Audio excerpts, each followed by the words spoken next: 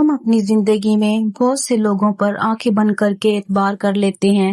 ہم سمجھتے ہیں کہ جو ہمارے ساتھ ہنس کر بات کر رہا ہے، ہمارے دکھ میں شریک ہے، وہ ہمارا اپنا ہے۔ لیکن کیا آپ نے کبھی سوچا ہے کہ اکثر وہی ہاتھ ہم پر وار کرتا ہے جو ہم نے دوستی یا محبت میں تھاما ہوتا ہے؟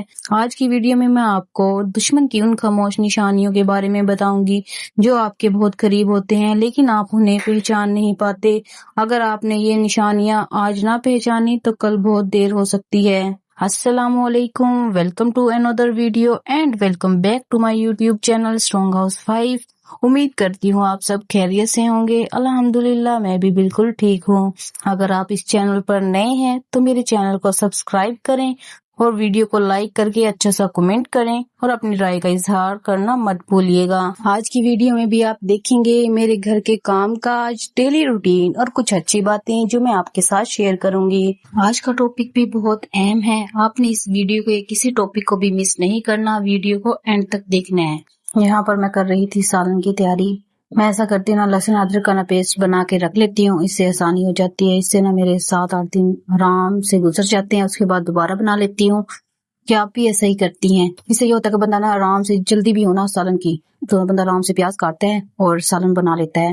اس سے بہت فائدہ ہے، گرمیوں میں تو اس کا بہت فائدہ ہے، کیونکہ نا میں نا سالن بنا لیتی ہوں نا 10 بجے، گرمی ہونے کی وجہ سے، کیونکہ میرے پاس نا کچن نہیں ہے تو نا میں سین میں نا میں نے چولہا رکھا ہوا ہے، تو اس لیے میں ایسا ہی کرتی ہوں نا، میں 10 بجے سالن بنا کے رکھ لیتی ہوں۔ سب سے پہلی غلطی جو ہم سب کرتے ہیں، ہم اپنی ہر بات لوگوں کو بتا دیتے ہیں، اپنا پلانز، پرابلم، فیلنگ، سب کچھ۔ لیکن سچ یہ ہے کہ ہر انسان آپ کا ویل وشر نہیں ہوتا۔ کچھ لوگ صرف اس لیے قریب ہوتے ہیں تاکہ آپ کی کمزوری جان سکیں، اس لیے اپنی پرسنل لائف کو پرائیویٹ رکھیں، کیونکہ ہر کوئی آپ کا خیر خواہ نہیں ہوتا۔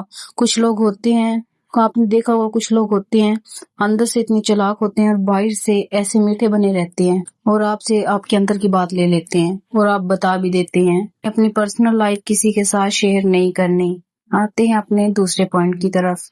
دشمن کی سب سے بڑی جیت ہوتی ہے جب وہ آپ کو ایموشنلی ویک کر دے۔ اگر کوئی آپ کو ہرٹ کرے، آپ کی فیلنگ کو ہرٹ کرے تو فوراً ری ایکشن دینے کے بجائے خاموش ہو جائیں۔ خاموش انسان سے لوگ زیادہ ڈرتے ہیں، کیونکہ ہر جواب لفظوں سے نہیں دیا جاتا۔ جب کوئی انسان آپ پر غصہ کرے اور چاہے کہ آپ بھی غصے میں اس کو پلٹ کر جواب دیں تو آپ نے ایسا نہیں کرنا، کیونکہ وہ انسان آپ کے بولنے کا ناجائز فائدہ اٹھائے گا اور آپ کی باتیں دوسروں کو بتائے گا، تو آپ نے ایسا نہیں کرنا، آپ نے آگے سے خاموش ہو جانا ہے۔ اگر آپ آگے سے خاموش کر جائیں، خاموشی اختیار کریں گے تو اس کے وار خود ہی کمزور ہو جائیں گے۔ سہنے والے کو اگر صبر آ جائے تو کہنے والے کی اوقات 2 کوڑی کی رہ جاتی ہے۔ اس لیے اگر کوئی بھی آپ پر غصہ کرے یا کچھ بھی غلط بولے تو آپ نے آگے سے پلٹ کر جواب نہیں دینا، خاموشی اختیار کرنی ہے، اور صبر ہی سب سے بڑی طاقت ہے۔ صبر کرنے والے سے اللہ خوش ہوتا ہے اور آپ نے صبر کے دامن کو نہیں چھوڑنا۔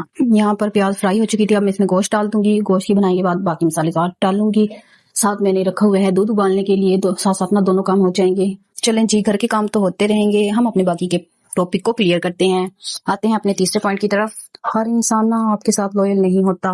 کبھی کبھی وہی لوگ پیٹھ پیچھے باتیں کرتے ہیں جن پر ہم سب سے زیادہ ٹرسٹ کرتے ہیں، اس لیے کسی کو جلدی اپنا سیکریٹ فرینڈ مت بنائیں۔ لوگوں کو آبزرو کریں، ان کا بیہیویئر دیکھیں کہ وہ آپ کے لیے لوئل ہے یا نہیں، تو پھر آپ اپنی بات اس کو بتائیں، ورنہ آج کے دور میں کسی کو بھی اپنی پرسنل بات مت بتائیں، کیونکہ وہ ایک دفعہ تو آپ کی سنتا ہے اور کہتا ہے میں کسی کو نہیں بتاؤں گا، لیکن آگے جا کے وہ ضرور شیئر کرتا ہے، تو آپ نے ایسے لوگوں سے بچنا ہے۔ تو آتے ہیں اپنے اگلے ٹاپک پر۔